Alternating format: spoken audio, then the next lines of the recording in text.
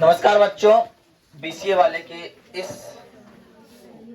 9th class के second class में आपका स्वागत है।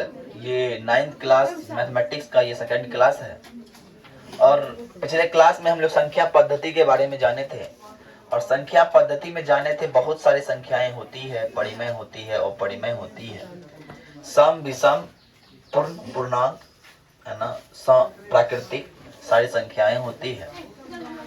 आज हम एक नया चीज जानने वाले हैं कि दो संख्या के बीच के परिमेय संख्या को कैसे निकाला जाए।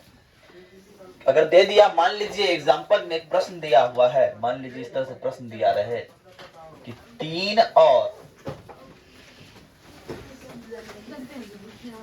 4 के, कोई बात नहीं कीजिएगा, 3 और 4 के बीच है ना 5 परिमेय संख्या ज्ञात करें। कितने की संख्या? 5 पढ़ दिया। 5 परिमेय संख्या ज्ञात करें। क्या करें? ज्ञात करें। तो सर कैसे करेंगे? ध्यान से देखिएगा। करना ये है कि सॉल्यूशन लिखना है और अब ध्यान हमको कहाँ देना है? तो ध्यान हमको यहाँ देना। 4 और 5 को, 3 और 5 को देखना नहीं है। देखना हमको कितनी संख्याएं बोली है? 5। तो हम क्या करेंगे? n का मान जो है 5 देंगे, लेकिन उसमें क्या करेंगे? अपने मन से 1 जोड़ देंगे। कितना हो गया? है ना? बात समझ में आ रही है ना? 5 दिया हुआ है, 5 दिया हुआ है, तो उसमें क्या करेंगे? 5 में 1 जोड़ देंगे। और ध्यान से यहाँ देखिएगा, जो भी देख रहे हैं इधर, ठीक है ना? अब हमारे पास पहला संख्या क्या है? दूसरा संख्या 4। तो पहले 3 को लाएंगे। जब ये 3 को लाएंगे तो एक बार जो संख्या n आया है, 6 आया है, और 6 से गुना भी करेंगे, 6 से। इस स्थिति में वो देखते हैं 6 तिये 18 और बटे 6। कोई दिक्कत? अब पुनः हमारे पास एक संख्या और है 4। तो 4 को एक बार 6 से गुने भी करेंगे और 6 से भाग भी करेंगे, तो हम पाते हैं 6 चौका 24 बटे 6। अब यहां से देखिए आप लोग, यहां से आप लोग देखिए कि 3 और 4 के बीच कितनी परसेंट क्या बोली है? 5 परिमेय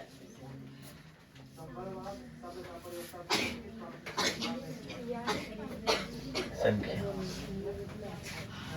बोला है। तो आप ध्यान समझिए, जब मध्य बोला है तो ये कितना है? 18 बट्टा 6। 18 बाद क्या आता है? 19। तो हम कहेंगे सर 19 बट्टा, उसके बाद क्या आता है? 20 बट्टा, उसका क्या आता है? 21 बट्टा, उसका क्या आता है? 22 बट्टा, उसका क्या आता है? बट्टा। क्या ये 5 को पुर गया? तो इस तरह से हम परिमेय संख्या निकाल सकते हैं। ये मेरा आसान तरीका है निकालने का, है ना? इस विधि के द्वारा हम निकालेंगे तो आसानी से निकाल सकते हैं। इसको उतार लीजिए। अब हम आते हैं इसी के 1.1 पर, है ना? तो इसमें क्या बोलता है? पहला प्रश्न है 1 नंबर का, क्या 0 एक परिमेय संख्या है? तो इनमें से कितने बच्चे जानते हैं 0 एक परिमेय संख्या है क्या नहीं है? 0 एक परिमेय संख्या है के पक्ष में हाथ खड़ा कीजिए, और जो नहीं है के पक्ष में हाथ खड़ा कीजिए। 0 एक परिमेय संख्या नहीं है, हाथ खड़ा कीजिए। मतलब 0 एक परिमेय संख्या है, हम समझ गए। तो यस, जब उत्तर इसका लिखिएगा, 1 का उत्तर डाल के लिखिए। पहला बार लिखिएगा हाँ, 0 1 मुंह बंद रखिएगा। 0 1 परिमेय संख्या है। इसे P बटे Q के रूप में लिख सकते हैं।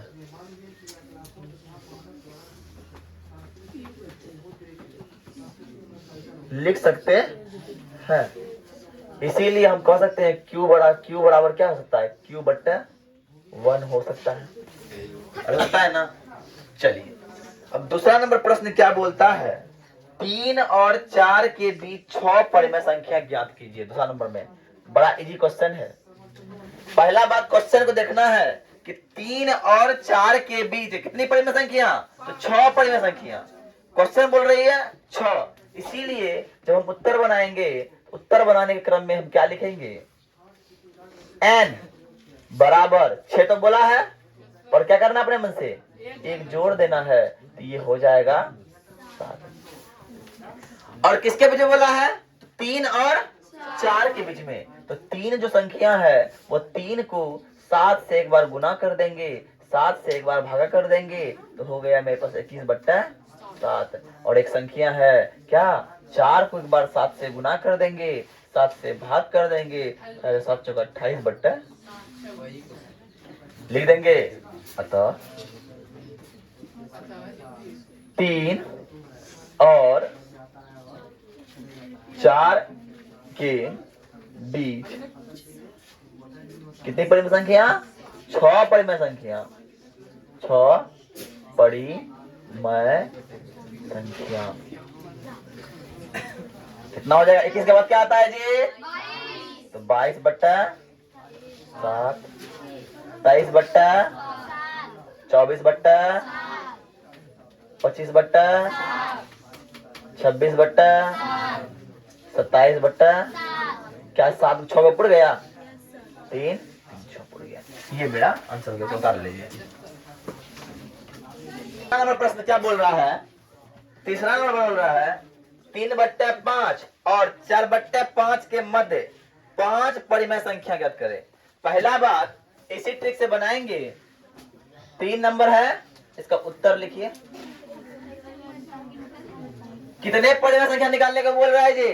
5 बोल रहा है। इसीलिए n बराबर हो जाएगा 5 प्लस बराबर। अब पहला संख्या क्या है? 3 बट्टे 5 है ना? तो हम लिखेंगे 3 बट्टे 5 गुना 6 बट्टे 6। तो 6 तिया 18, 5 6 के। और दूसरा है 4 बट्टे जी 6 बट्टे 6 चौका बट्टे। तो हम लिखेंगे अतः 3 बट्टे 5 और 4 बट्टे 5 के बीच 5 परिमेय संख्या। क्या हो जाएगा? 19 बट्टा 30, 20 बट्टा 30, 21 बट्टा 30, 22 बट्टा 30 और 21 बट्टा 30 है ना? सर 23 बट्टे 30 होगा ना? सॉरी 23 बट्टे 30, प्रिंटिंग मिस्टेक हो गया आंसर। सर अब देखिए कोई दिक्कत समझने को दिक्कत हो रहा है? देखिए अब 4 नंबर में बोल रहा है कि सत्य और असत्य कीजिए। अब पहला बात बोला है कि प्रत्येक प्राकृतिक संख्या पूर्ण संख्या होती है, तो होती है। काहे कि पूर्ण संख्या में 1 2 3 4 होता है और 1 2 3 4 प्राकृतिक संख्या है। तो हम बोलेंगे सत्य बात बोल रहा है कि प्रत्येक प्राकृतिक संख्या पूर्ण संख्या होता दूसरा बात क्या बोल रहा था प्रश्न? बोल रहा है प्रत्येक पूर्णांक एक पूर्ण संख्या होती है? नहीं होती है। प्रत्येक पूर्णांक पूर्ण नहीं होती है। पूर्णांक संख्या में ऋणात्मक संख्या भी आती है और ऋणात्मक संख्या पूर्ण संख्या नहीं होती है। इसलिए बस बोलेंगे ये क्या है? असत्य बात है। और तीसरा नंबर क्या है सर? तीसरा नंबर क्या है, इस पे आप लोग बात करेंगे। तो प्रत्येक परिमेय संख्या एक पूर्ण संख्या होती है? तो प्रत्येक परिमेय संख्या एक पूर्ण संख्या नहीं होती है। चलिए,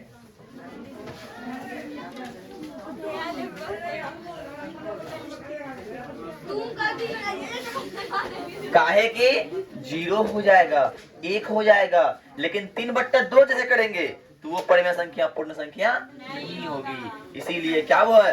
प्रत्येक परिमेय संख्या पूर्ण संख्या नहीं होती है, लेकिन प्रत्येक पूर्ण संख्या परिमेय संख्या होती है ना? प्रत्येक पूर्ण परिमेय है, लेकिन प्रत्येक परिमेय पूर्ण नहीं है। इसलिए ये क्या हो गया? असत्य। और हमारा एक चैप्टर आज क्या हो गया? खत्म। तो आज के लिए इतना ही। जय हिंद, जय भारत, धन्यवाद। और लेकिन एक बात और, जो हम बताए हैं उसको कल पुनः रिवीजन करके आना। किसके द्वारा? आपने मोबाइल के, इसको कॉपी मत उल्टाइएगा। जो कभी हम पढ़ा दिए इसको उल्टाना ही नहीं है। क्या करना है? फोन पे आप जब देखिएगा इस वीडियो को देख के दोबारा फिर इसको बनाना है अपने आप आगे समझ रखिए। ठीक है ना? ठीक है।